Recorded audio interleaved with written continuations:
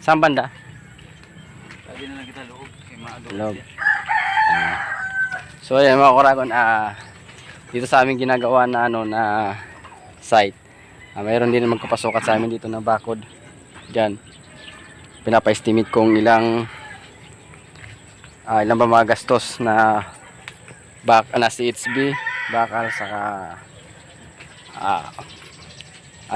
materialis, kung ilang magastos nilang materialis yung tapos pinapa-estimate kung magkano yung kontrata dito sa bakod. Itong diretso na to, tumbok dun, tapos tumbok dito, yan, tumbok dyan, Itutok mo dyan sa pader. pader. So ayan mga Kuragon, sukatin natin. So ayun yung kasama ko, yun, sukatin natin para ipasa doon sa may-ari kung magkano yung kalalabasan ng budget.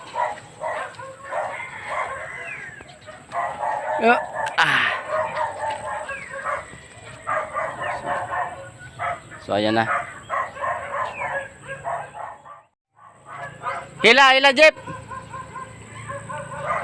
So ito mahaba, sobrang haba kasi yung gamit namin tape measure.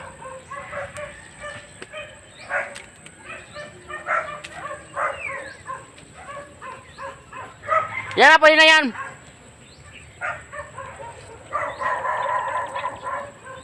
Yan. Ito na yung sukatin natin.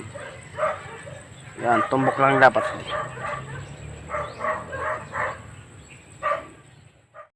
Tumbok lang to. Yan, nakatumbok lang tayo dyan. Yan, kasi ito 10 cm na to plus ito. Tumbok lang dapat. Yan, nakatumbok tayo. Ayun na! Okay na daw. Yan. Para so ayan, iilayin na itong okay. Hinihila itong tape measure natin para di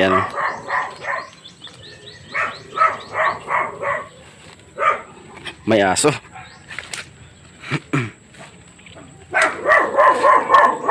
Yan.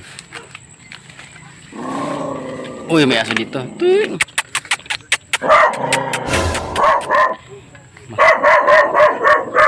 Yan. Yung haba niya, mahaba. Pinagsusukatan natin.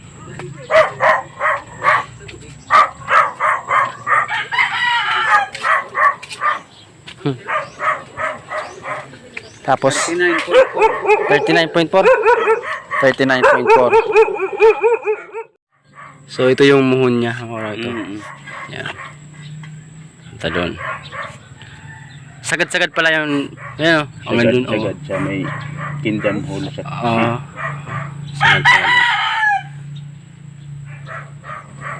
Ilan? 10 meter. Okay, 10. 10 by 30 kaya di pababa. 10 meter. 10 by. Yan. Tapos yun lang, no? Tapos yun mga Kuragon, nasukat natin yung nasukat na yung kung ilang sukat nung ating ang sukat pala nung sinukat namin na 39.4 by 10 meters. Okay. Para ma-compute kung magkano yung yung magagastos na materialis. So sa magtatanong dyan magkano mamaya, ipakita ko kung ilang magagastos na na hollow blocks o CHB sa materialis. So yung makakara ko na compute na natin yung yung sinukat. Ayan. 40 pieces. 124 pieces. Tapos sa 1,240 pieces CHB.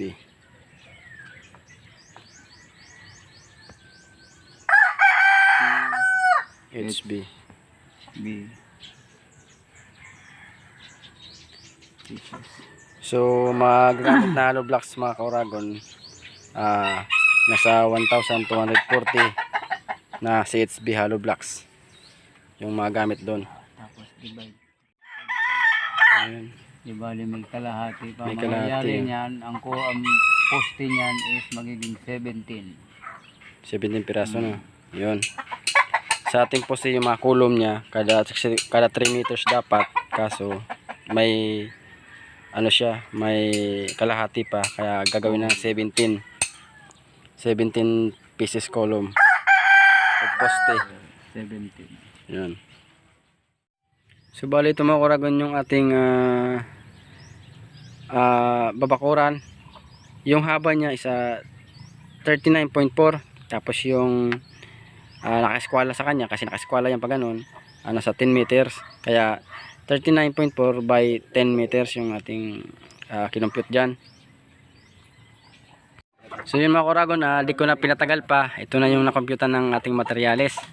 Sa graba, ito yung mga gamit natin, 3 cubic meters yung mga gamit na graba. Tapos sa sand naman, 5 cubic meters yung mga gamit natin dyan. Tapos sa CHB, 1,250 pieces na CHB hollow blocks yung ating mga gamit. D4 lang po yung mga gamit natin dyan. Tapos bakal naman 10mm, 136 pieces yung ating mga gamit dyan, lahat na po. Tapos sa cement, 150 bags yung mga gamit naman natin dyan, dahil di natin yung madudugtong-lugtong na maayos kung walang simento. Tapos GI wire number 16, 15 kilos mga gamit natin dyan. Tapos plywood, yan 1/4 yung kapal nya, 5 piraso, 5 pieces na plywood. Tapos coco lumber 2 by 2 by 12 yung kapal, yung lapad, tapos yung haba, 40 piraso naman yan. Tapos sa pako, number 4, 3, 2, yan, tigil 5 kilo siya. O yun mga kauragon, di pa natin yung kinumpute kung magkano yung presyo yan, dahil sa ngayon kasi mayroon gera sa Ukraine, tapos Russia, medyo nagmahal yung materyales ngayon, dahil yung 10mm pumapatak natin ng 190 na baka, kaya di natin sigurado kung magkano yung presyo niyan lahat. Di pa natin alam sa hardware. So yun, hanggang dyan lang muna yung ating mapakita. So yun mga kauragon, ayaw ko naman kayo pag-isipin pa kung magkano yung magiging aabot nga nitong materyales, kung magkano yung presyo, lahat, kaya kinumpute ko na rin para magkaroon din kayong idea. Pero tulad ng sinabi ko, ito'y ano lang, ito'y computation na lang natin, dahil di natin sigurado kung magkano nga yung materyales, dahil pabago-bago na ngayon. Kaya ito yung nakomputan sa gravel, ito yun, nasa 2,400. Tapos yung sa sand naman, nasa 3,500 naman yung aabutin presyo. Tapos yung sa CHB hollow blocks, nasa 15,625. Tapos dito sa bakal, nasa 25,840. Tapos dito sa simento, nasa 39,000. Tapos dito sa wire, nasa 1,200. Dito sa plywood, nasa 2,500. Tapos dito sa coco lumber, nasa 7,200.